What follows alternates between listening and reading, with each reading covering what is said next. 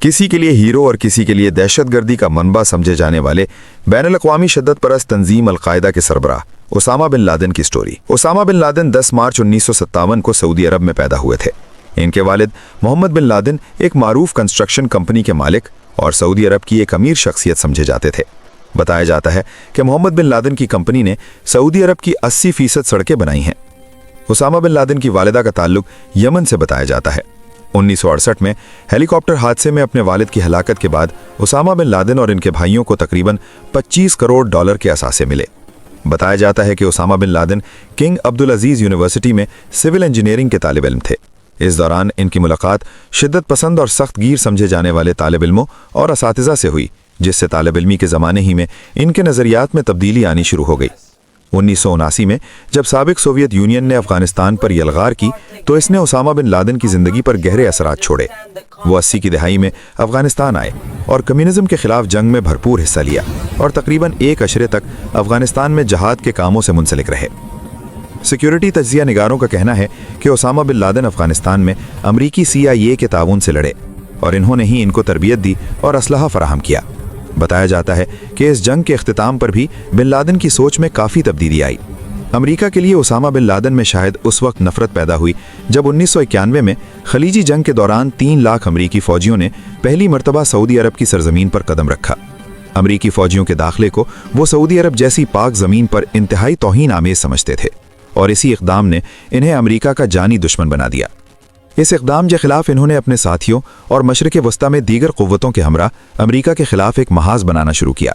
1994 में अमरीका के दबाव पर सऊदी अरब की हुकूमत ने बिन लादेन की सऊदी अरब की शहरियत ख़त्म कर दी, जिसके बाद वो फिर कुछ अरसा सूडान में रहे, लेकिन वहाँ से भी निकाले गए और बिलाखिर 2 साल बाद यानी 1996 में दोबारा अपने बीवी बच्चों समेत अफ़गानिस्तान आ गए।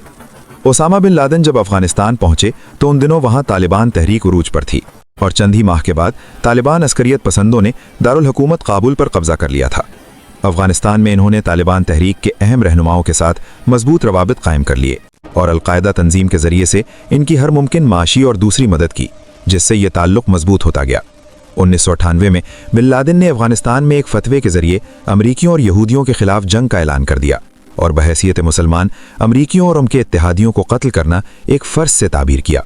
इस ऐलान के 6 माह बाद कीनिया और तंजानिया में अमरीकी सिफारत खानों पर हमले किए गए, जिसमें 250 के करीब अफराद मारे गए। इन हमलों का शुबहा उसामा बिन दिलान और उनके 16 साथियों पर जाहिर किया गया। इन वाक़यात के बाद वो अमरीकी FBI के सबसे अहम और मतलूब अफराद में शुमार होने लगे और इनके सर की कीमत 25 मिलियन अमरीकी डॉलर मुकर्रर की गई।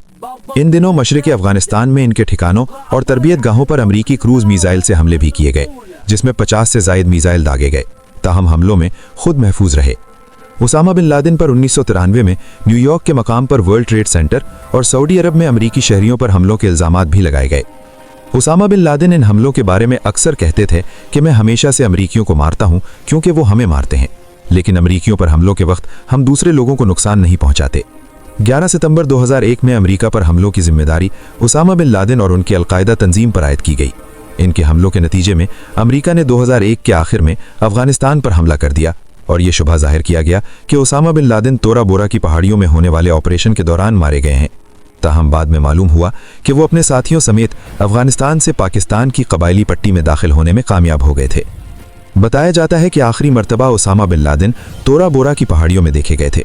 ताहम इस दौरान अमरीकी और पाकिस्तानी सिक्योरिटी फोर्सेस की तरफ से इनकी तलाश जारी रही।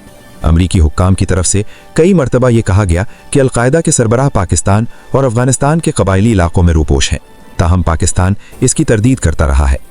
रूपोशी के बाद ओसामा बिन लादेन ऑडियो या वीडियो कैसेटों के जरिए मीडिया को वक्तन फ़वक्तन अपने पैगामात जारी करते रहे हैं। ताहम गुज़श्ता 4 साल से इनकी तरफ से पैगामात जारी करने का सिलसिला भी रुक गया था, बल्कि इनकी जगह बयानात जारी करने की जिम्मेदारी अल-कायदा के दूसरे अहम रहनुमा डॉक्टर ऐमन अज़-ज़वाहिरी को सुपुर्द कर दी गई थी। अक्सर तज्जिया निगारों का ख्याल है कि अमरीकी ड्रोन हमलों में अल-कायदा जंगजुओं की हलाकत और अहम लीडरों की रूपोशी की वजह से अल-कायदा का तंजीमी ढांचा काफ़ी हद तक कमज़ोरी का शिकार हो गया है, जबकि ओसामा बिन लादेन की हलाकत यकीनी तौर पर इस तंजीम के लिए एक बहुत बड़ा धचका है। आपकी नज़र में ये शख्स कैसा था? कमेंट बॉक्स में राय ज़रूर दें। शुक्रिया।